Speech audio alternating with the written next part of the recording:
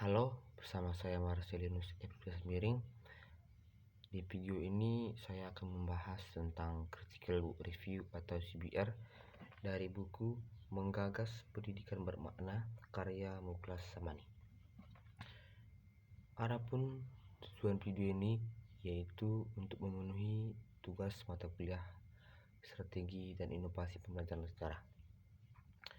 Buku ini memiliki 8 bab dan memiliki 211 halaman. Mari kita masuk ke ringkasan isi buku pada bab pertama, yaitu untuk apa anak harus sekolah.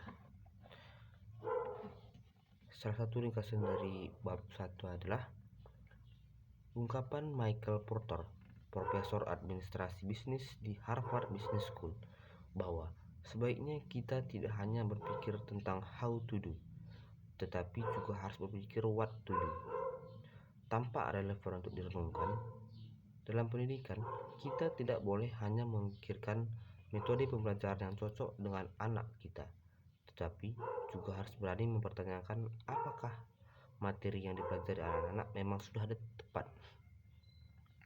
Pengertian tepat untuk materi belajar tentunya harus dikembalikan pada filosofi belajar itu, apa dan untuk apa anak harus belajar di sekolah. Kita juga perlu mempertanyakan apa yang diharapkan orang tua saat mengirimkan anaknya bersekolah. Demikianlah isi dari bab pertama. Selanjutnya ialah bab kedua yang berjudul Mencermati Orang-orang Sukses. Adapun isi dari dan ringkasan dari bab kedua ialah, jika kita menggunakan pola pikir induktif, yaitu menarik simpulan dari fakta-fakta empirik di lapangan, maka hasil wawancara dengan banyak peserta pelatihan dari berbagai daerah dan mahasiswa pasca sarjana beberapa jurusan dan beberapa angkatan tersebut, kita dapat mengambil simpulkan dengan ciri-ciri orang sukses. Apa ciri-ciri yang harus dimiliki seseorang agar dapat sukses? Yaitu agar ketika membuka usaha bengkel, jahitan, atau berpraktik sebagai dokter akan laris, agar menjadi anak buah yang dipercaya atasan, agar menjadi atasan yang dicintai anak buah, agar menjadi tetangga yang favorit, dan akan diincar oleh banyak orang untuk dipilih menjadi calon menantu. Jika ciri-ciri tersebut kunci sukses, maka isinya mencakup beriman dan taat beribadah, jujur, menguasai bidang pekerjaan yang ditekuni, kerja keras, ulet dan pantang menyerah, kreatif, pandai memecahkan masalah, bertanggung jawab, berpengetahuan luas, pandai bekerja sama dengan orang lain, memiliki hubungan yang luas, berani mengambil risiko, dan pandai mengambil keputusan, tegas dalam memimpin, suka menolong, toleran, dan tidak usul terhadap urusan orang lain. Demikianlah isi dari bab kedua. Selanjutnya adalah bab 3 yang berisi life skill versus mata pelajaran. Adapun isi dari bab ketiga ialah sebagai berikut.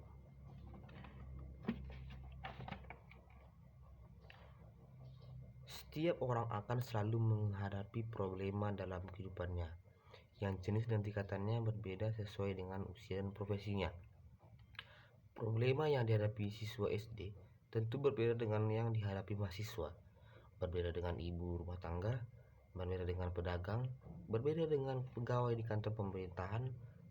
Tapi yang pasti, setiap orang akan selalu menghadapi problema yang menuntut untuk dipisahkan secara kreatif dan arif.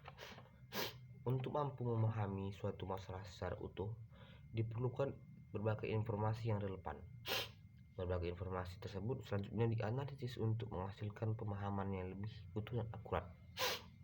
Tanpa adanya informasi yang lengkap dan analisis yang baik, pemahaman tidak akan dapat diterima dengan sempurna.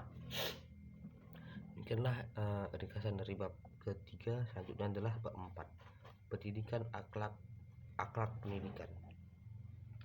Adapun ringkasan dari bab tersebut ialah sebagai berikut.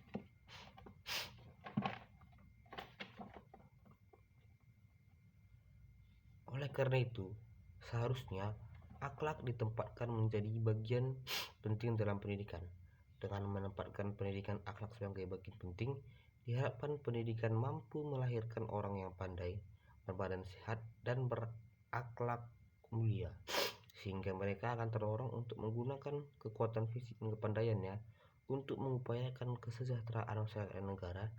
Jangan sampai pendidikan mampu menghasilkan orang-orang pandai dengan fisik kuat tetapi akhlaknya rusak, sehingga akan menjadi koruptor dan pencari kelas kakap. Al-Ghazali mengibaratkan hati itu sebagai raja, akal itu sebagai perdana menteri, dan fisik itu sebagai tentara. Raja hanyalah mengambil kebijakan kemana segala kegiatan negara diarahkan. Perdana Menteri bertugas mengatur strategi untuk melaksanakan kebijakan tersebut. Sedangkan tugas tentara adalah melaksanakan kebijakan dan strategi dari atasan. Berikut adalah isi dari ringkasan bab keempat. Selanjutnya ialah bab kelima, yaitu merancang pendidikan untuk kehidupan. Adapun ringkasan isi dari bab ke-6, bab ke-5 ialah sebagai berikut.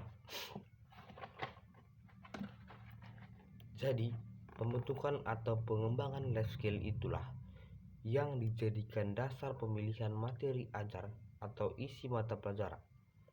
Memang, untuk mengembangkan life skill, siswa perlu menguasai ilmu pengetahuan yang relevan. Namun, yang ingin ditekankan pada tulisan ini adalah dalam pengembangan kurikulum, seharusnya ilmu pengetahuan sebagai sumber konsultatif dan bukan sebagai acuan dasar. Jenis dan level ilmu pengetahuan yang perlu dipelajari oleh anak didik dipilih yang sesuai dengan life skill yang akan dikembangkan. Dengan kata lain, yang menjadi tujuan untuk dicapai melalui kurikulum tersebut adalah penguasaan life skill, sedangkan ilmu pengetahuan adalah sebagai wahana.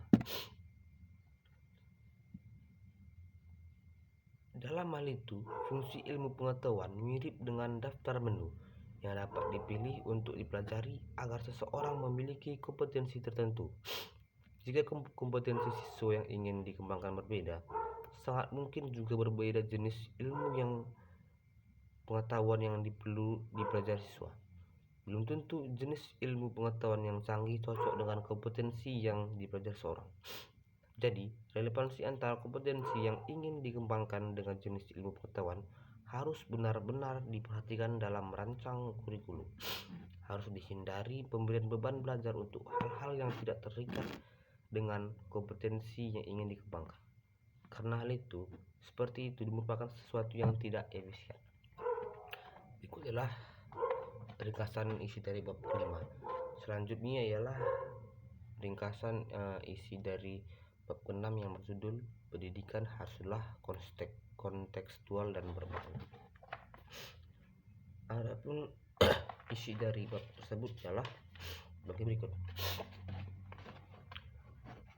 Pembelajaran seperti itulah yang sekarang banyak disebut dengan istilah joyful learning, yaitu belajar dengan situasi yang menyenangkan. Yang dimaksud menyenangkan bukan sekadar membuat siswa tertawa-tawa, tetapi yang mampu membuat siswa menikmati situasi belajar, sehingga tidak usah diawasi oleh siapapun. Anak akan belajar, tentu belajar dalam arti yang luas dan bukan hanya membaca buku atau mengerjakan soal ulangan. Berdiskusi tentang berbagai hal yang kemudian dikaitkan dengan pengetahuan yang dipelajari juga merupakan bentuk belajar yang baik. Demikian pula mengikuti kegiatan organisasi dan ekstrakurikuler di sekolah. Joyful learning akan terjadi jika guru dapat mengaitkan materi yang dibahas dengan kondisi siswa, baik hobi atau kebutuhan siswa, perkembangan kognitif, lingkungan keseharian, dan bekal awal yang telah dimiliki siswa. Pola pembelajaran inilah yang disebut dengan pembelajaran kontekstual atau contextual learning atau contextual teaching and learning atau CTL. yaitu pembelajaran yang dikaitkan dengan konteks kehidupan sehari-hari siswa. Pola pembelajaran ini yang akan diuraikan di ilustrasi di Sains. Selanjutnya adalah bab 7, yaitu siapa yang menilai hasil pendidikan. Adapun ringkasan isi dari bab tersebut ialah sebagai berikut.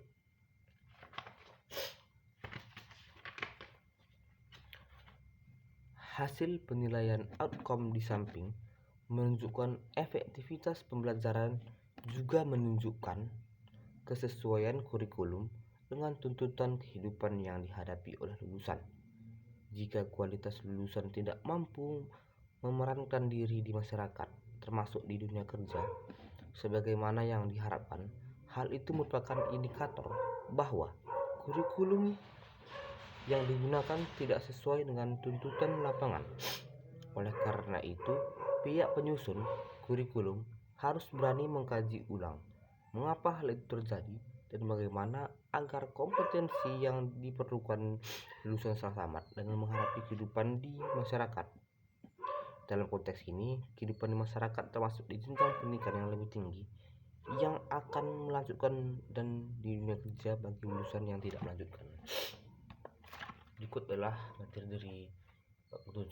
Selanjutnya bab 8 ialah berbagi peran dalam pendidikan. Adapun ringkasan isi dari bab tersebut ialah sebagai berikut.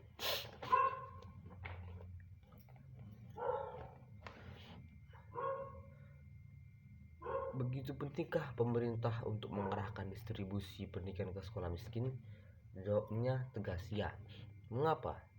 Karena itu merupakan perwujudan dari salah satu program pemerintah dalam bidang pendidikan, yaitu equality, yang mengandung arti kewajaran yang di dalamnya. Terbersih juga makna keadilan.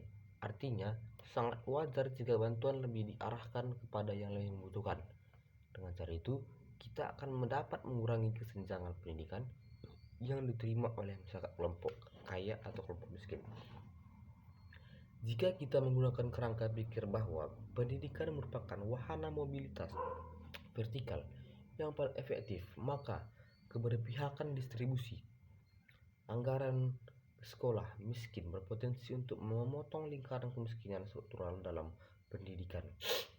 Ada sementara ahli yang menenggarai karena orang tua yang tidak mampu membayar biaya pendidikan yang mahal, anak-anak keluarga miskin akhirnya masuk ke sekolah-sekolah yang bermutu rendah, memperoleh pendidikan kurang bermutu, kemudian memperoleh pekerjaan yang kurang bagus dengan penghasilan sedikit, dan akhirnya miskin seperti orang tuanya.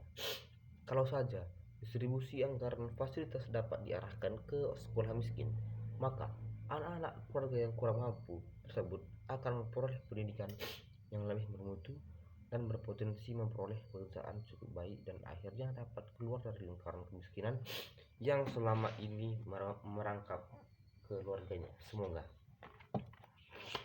Nah, berikut adalah ringkasan isi dari setiap bab dari buku Menggagas Pendidikan Bermakna. Selanjutnya ialah kelebihan dan kelemahan buku. Kelebihan buku ini ialah buku ini menggunakan cerita sebagai isinya, dan ini tampak seperti novel. Nah, bagi orang yang suka novel, maka buku ini bisa menjadi recommended baginya.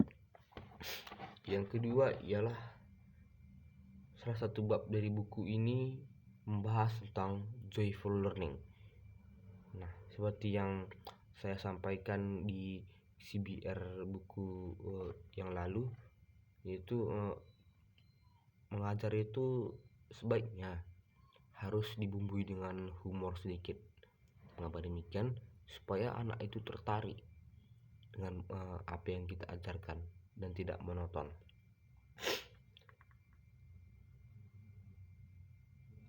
Kekurangan dari buku ini adalah buku ini seperti yang saya sampaikan di kelebihan itu, buku ini mengandung cerita. Nah, itu juga yang menjadi kekurangannya. Mengapa demikian?